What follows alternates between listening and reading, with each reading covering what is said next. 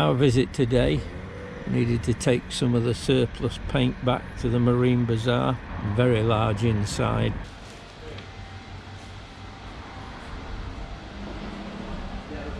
Wide range of everything.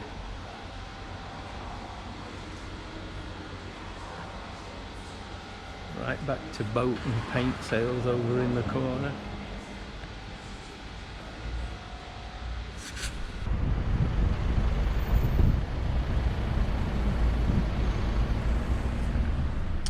That's all that's left of one of the churches that was bombed out during the war, and the rest of town in front of it was built in the early 50s after the war.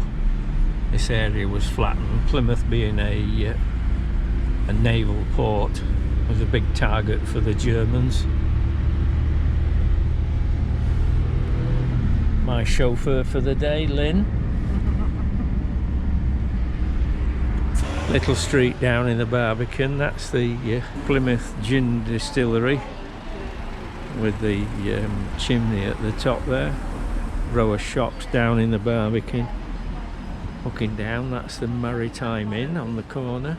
Continues off down and carries on onto the Hoe round the corner.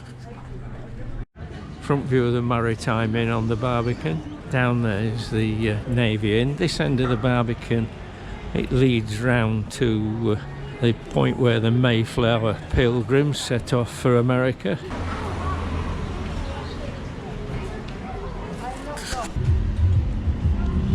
You'll have to forgive the noise from the traffic. This is now an ice cream parlour. That's the one that's known as the Island House.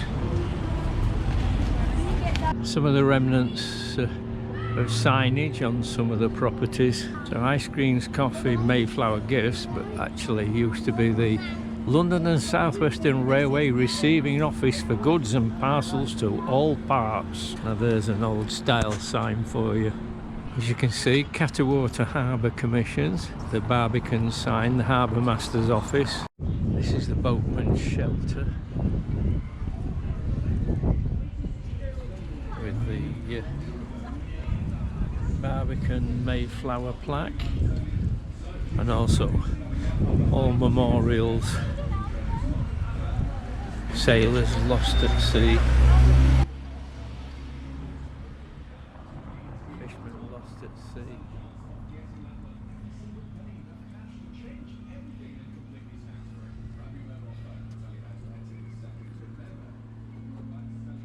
If I continue past, you can see lots more lost at sea on the Wilhelmina Maria, 1992.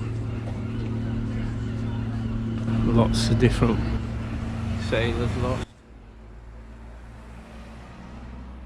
Very sad to see in many respects, but nice to know that they are remembered. More history about Plymouth. That's the convict ships sailing off for Australia. This one's about the Cornish people who weren't convicts sailing off to help on the colony development. More details of the ships who sailed off to found modern Australia. Lynn stood by the Mayflower steps, reputedly where the Pilgrims set off on the Mayflower. More plaques dedicated to the Mayflower Pilgrims. Allegedly they're the steps, the original steps that led down where they left from.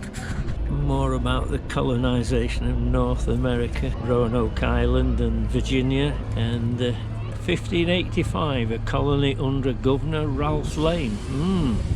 Wonder if that's a descendant of mine. I believe that's called Yacht Haven. And you come through a lock just there, which takes you through past the modern fish sculpture, Sutton Harbour Marina over there.